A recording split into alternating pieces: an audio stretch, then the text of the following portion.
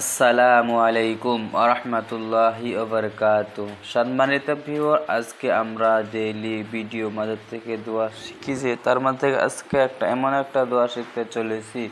যখন আপনি দেখেন অন্য কোনো মুসলমান সে যদি কখন বিপদে থাকে, তখন আপনি কি করণীয় আপনার? যদি আপনি কখনো দেখেন কোনো মুসলমান মানুষ কোনো ধরনের বিপদে আছে ঠিক আছে, তাহলে আপনি এই দোয়াটি পড়বেন। দোয়াটি হলো যে মুসলমানকে বিপদগ্রস্ত দেখলে পড়বে। যদি কোনো মুসলমান বিপদ আপদে থাকে, কোনো পরেশানিতে থাকে, তো তাহলে আপনি মনে মনে এই দোয়াটি পড়বেন। তো দোয়াটি হয়েছে, আলহামদুলিল্লাহিল্লাযী আফানি মিম্মা বতালাকা। আলহামদুলিল্লাহিল্লাযী আফানি মিম্মা বতালাকা ওয়া ফাজ্জালানি আলা কাসীরিম মিম্মান খালাকা তাফযীলা। ঠিক আছে, এই দোয়াটি পড়তে মুসলমানকে যদি আপনি কোনো বিপদগ্রস্ত হয়ে থাকতে দেখেন, যে সে ওখানে অনেক বিপদে আছে, কোনো পেরেশানিতে আছে, তাহলে আপনি এই দোয়াটি পড়ে নেবেন। দোয়াটা আবার বলতেছি, আপনারা অবশ্যই ধ্যানে মনোযোগে শুনবেন, ইনশাআল্লাহ মুখস্থ করবেন এবং কি তার উপরে আমলও করবেন আশা করি। দোয়াটা আবার পড়তেছি, দেখেন আমার সাথে সাথে পড়বেন যাতে আপনাদের মুখস্থ হয়। এমন বারবার বলি কারণ এটাই, যাতে আপনারা মুখস্থ করে নিতে পারেন। যদি বারবার আমি না বলি, একবার বলি শেষ করি, তাহলে আপনি হয়তো শুনবেন, একবার দুইবার বললে হবে না, তো বারবার পড়তে হয়। সেই কারণে আমি বারবার বলতে আপনারা আমার সাথে বলে শুদ্ধ করে নেন, তারপরে আপনারা তো মুখস্থ করে নিতে পারেন অতি সহজে। আলহামদুলিল্লাহিল্লাযী আফানি মিম্মা বতালাকা ওয়া ফাজ্জালানি আলা কাসীরিম মিম্মান খালাকা তাফযীলা। আবার পড়তেছি, দেখেন আলহামদুলিল্লাহিল্লাযী আফানি মিম্মা বতালাকা ওয়া ফাজ্জালানি আলা কাসীরিম মিম্মান খালাকা তাফযীলা। দেখেন একদমে পড়ে নিলাম। যখন আপনি একদমে এক নিঃশ্বাসে যখন এটা পুরোটাই শেষ করতে পারবেন, তখন আপনার মুখস্থ করেও অতি সহজে মুখস্থ করে নেবেন। তখন ভেঙে ভেঙে কম কম করে ছোট ছোট করে ভাগ ভাগ করে মুখস্থ করে নেবেন। যেমন আলহামদুলিল্লাহিল্লাযী, এটা কয়েকবার পড়বেন, দেখবেন মুখস্থ হয়ে গেছে। 6 বার 7 বার যা পারেন পড়বেন।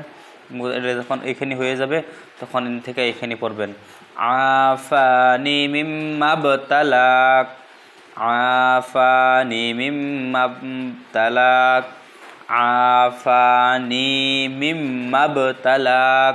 দেখেন দুই জুজ, এখানে একটা, এই দুইটা, এমন করে ভেঙে ভেঙে ছোট ছোট জুজকে পড়ে নেবেন। ওয়া ফাজ্জালানি আলা কাসীরিম মিম্মান, ওয়া ফাজ্জালানি আলা কাসীরিম মিম্মান, ওয়া ফাজ্জালানি এখানে করলেন, তারপরে আলা কাসীরিম মিম্মান, ঠিক আছে, আলা কাসীরিম মিম্মান খালাকা তাফযীলা, খালাকা তাফযীলা। এইখানে মুখস্থ করবেন। এখন বারবার বলে বলে তখন আপনি এখান থেকে শুরু করবেন, এখানে একদমই শেষ করবেন, পরে মুখস্থ দেখবেন ইনশাআল্লাহ মুখস্থ হয়ে গেছে। তো কথাটা একটু আমি বারবার বলতেছি এই কারণে, যেহেতু মনোযোগ যেতে দেন, হয়তো এক কথা হয়তো বা লাগে, কিন্তু যখন আপনার যখন লাভবান হবে, যদি ভালো লাগবে, বস্তুটা আপনার ফায়দা দেবে, তখন একটা বস্তু তো ফায়দাটা বস্তু যদি বারবার শুনতে হয় বলে, তাহলে বারবার শুনতে হয়, এতে আপনার গুরুত্ব বাড়ে। ঠিক আছে, তো যাই হোক আবারও পড়তেছি, যে কোনো মুসলমানের যদি কখনো আপনি বিপদগ্রস্তই দেখেন, যে মুসলমান আমার ভাইজন মুসলমান কোনো বিপদে আছে, তো তাকে আপনি কি করা, আপনি মনে মনে তার জন্য এই দোয়াটি পড়া।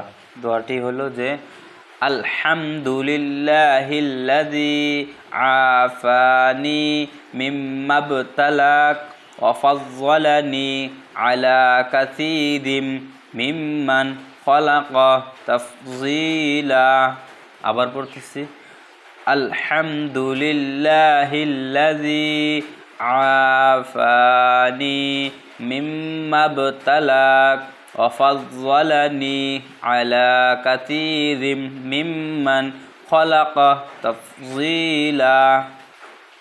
এখন বাংলা উচ্চারণ করতেছি, বাংলায় দেখেন, যারা আরবিতে না পান বাংলায় হলেও মুখস্থ করে নেবেন। দেখেন আলহামদুলিল্লাহিল্লাযী, আলহামদুলিল্লাহিল্লাযী আফানি আফানি মিম্মা ইবতালাক মিম্মা ইবতালাক। ঠিক আছে,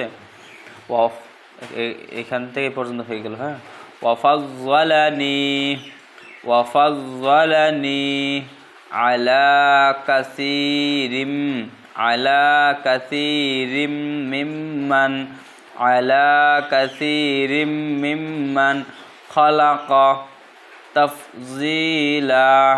তো এই দোয়াটি ইবনে মাজাহ হাদিসের মাঝে রয়েছে। আবার বলতেছি বাংলা উচ্চারণ, দেখেন আলহামদুলিল্লাহিল্লাযী আফানি মিম্মা ইবতালাক ওয়া ফাযযালানি আলা কাসীরিম